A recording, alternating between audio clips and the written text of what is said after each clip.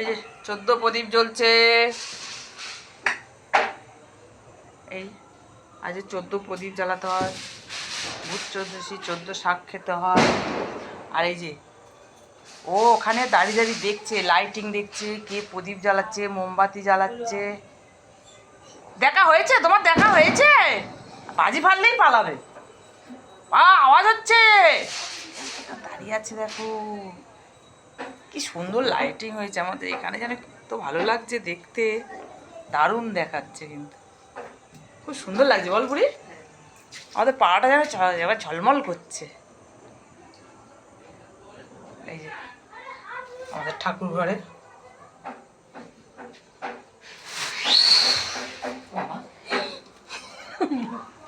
বলু rocket ফাটছে, পালিয়ে আয় ঘরে ঘরে ঘরে ঘরে ঘরে।